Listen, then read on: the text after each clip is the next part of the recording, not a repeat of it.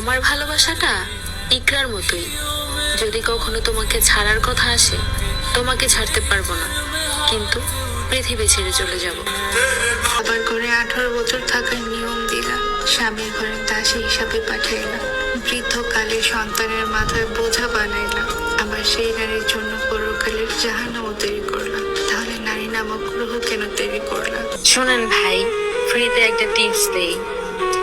এই দুনিয়ায় যদি হাদিসে বিধান না থাকতো আর সমাজের রীতি না থাকতো যে মেয়েদের বিয়ে দিতে হয়, তাহলে কোনো বাবা তার কলিজার টুকরা তার মেয়েকে অন্যের বাড়িতে দাসীগিরি করতে পাঠাইতো না।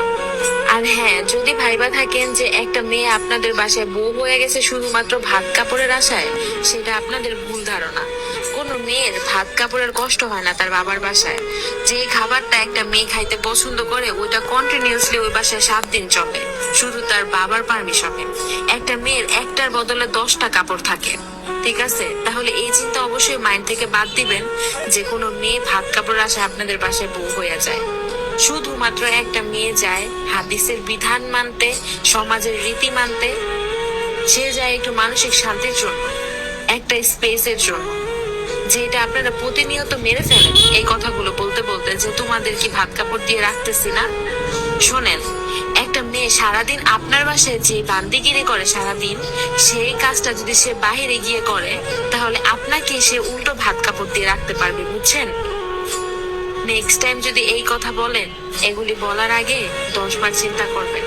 একটা মেয়ে তার বাবার কলিজার টুকরা আপনাদের বাসায় এসে দিন রাত খাটে, আর আপনারা তাদের কথা শুনাইতে শুনাইতে অর্ধেক জীবন পার করে দেন আর জীবনটাকে ধ্বংস করে দেন। করবেন না এগুলা, প্লিজ। এই সমাজের রীতি কি জানেন? তারা চায় একটা শিক্ষিত, অন্ধ, বোবা, কানে শুনতে পায় না এরকম একটা দাসী। এটা চরম বাস্তব। বউকে ছোট করে কথা বলে নিজে কি বীরপুরুষ ভাবছেন? একদিন বউ ছাড়া কেউই পাশে থাকে না, বুঝেন? বুঝবেন, শুধু সময়ের অপেক্ষা। সবাইকে একদিন ক্ষমা করে দেব, যারা আমাকে বুঝে আঘাত করেছে, যারা আমাকে না বুঝে আঘাত করেছে, যারা আমার সরলতাকে দুর্বলতা ভেবেছে, সবাইকে। কোনো প্রতিশোধ নেব না, কোনো অভিযোগও করব না, কারণ আমি বুঝে গেছি রাগ, অভিমান এগুলো বয়ে বেড়ালে দিন শেষে ক্ষতিটা আমারই হয়। যারা আমাকে কষ্ট দিয়েছে, অবহেলা করেছে, তারা দেখছি দিব্যি ভালো আছে। কষ্টটা শুধু আমি বয়ে বেড়াচ্ছি। তাই আমি সবাইকে ক্ষমা করে দেব, তাদের জন্য না, আমার নিজের জন্য। পৃথিবীতে বাঁচতে হলে স্বার্থপর হতে হবে, এটা তাদের কাছেই শিখেছি। তারা তাদের জন্য আমাকে ছেড়ে গিয়েছে, তাহলে আমি আমার মতোই ভালো থাকা শিখি। সবাই ভালো থাকুক, সবার জন্য দোয়া করি। একদিন সব মেনে নেব, কারণ ক্ষমা করতে পারাটাই সবচেয়ে বড় মুক্তি।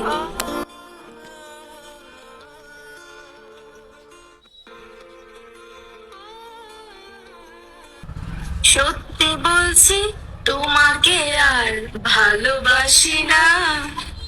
তোমার জন্য মিছে মিছে রাত জাগি না, কারণ 12টা বাজে ঘুমাই যাই।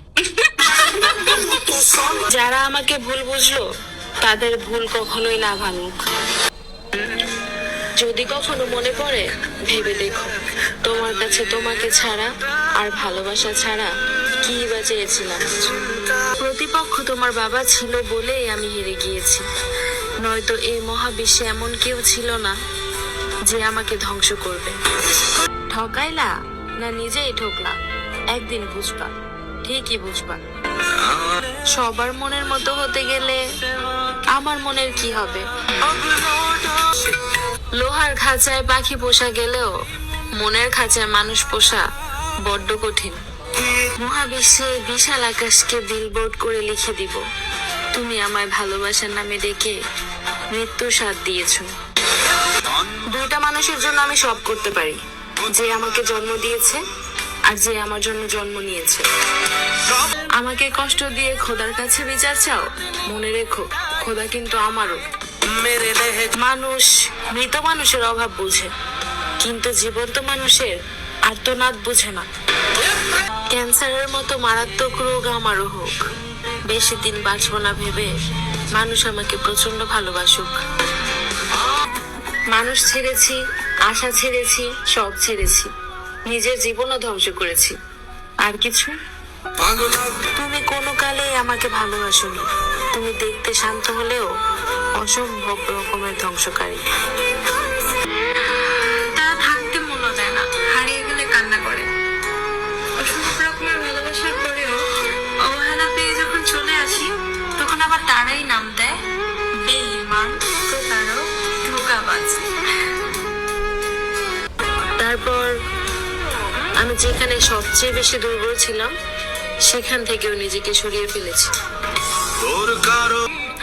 তারপর যে সম্পর্কটা শেষ হওয়ার কথা চিন্তা করলে রুহু পর্যন্ত কাঁপতো, সেই সম্পর্কটা নিজেই শেষ করে দিলাম। পুরনো হলে অবহেলা বাড়ে, হোক সেটা জামা কাপড় বা সম্পর্ক।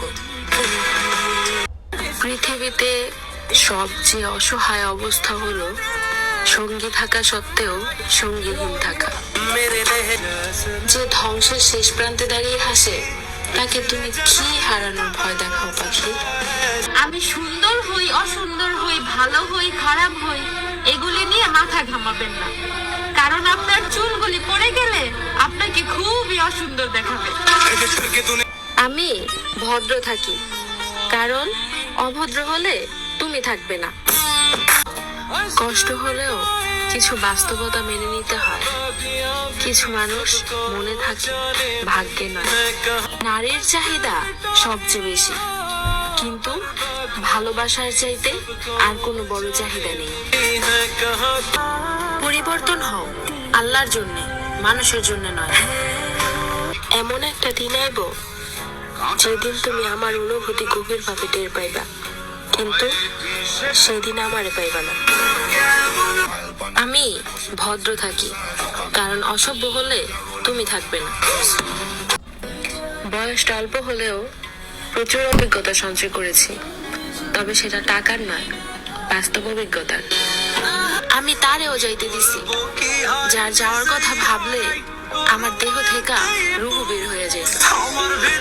তবে একটা কথা মনে রেখো, যেদিন তোমার হুঁশ ফিরবে, সবার আগে তোমার আমার কথাই মনে পড়বে। আমি ছিলাম, আছি, থাকতাম হয়তো চিরকাল, যদি তুমি একটুখানি পিছনে তাকাতে। তুমি ভুলে গিয়েছিলে আমিও মানুষ, আমারও কষ্ট হয়। শক্ত মানুষটাও একদিন কিন্তু ক্লান্ত হয়। আর যখন আমি চুপচাপ সরে গেলাম, সেটাই ছিল আমার সবচেয়ে বড় চিৎকার। হয়তো এখন তুমি হাসছো, নিজের পথ চলছো, ভাবছো আমি হারিয়ে গেছি, কিন্তু হঠাৎ কোনো একদিন ঠিকই তোমার আমার কথা মনে পড়বে, পড়বেই। এক মা বদনাম করতে ব্যস্ত, আর এক মা মেয়ের সুখ খুঁজতে ব্যস্ত, অথচ দুইজনকে মা ডাকা হয়, কিন্তু কতটা তফাৎ, তাই না? জানো সবাই আমার পর্দা করতে বলছে। বাঙালি বয়ফ্রেন্ড, যদি তুমি ঘরে পর্দা করো, আমি বাইরে থেকে সিগারেটটা খেয়ে আসি।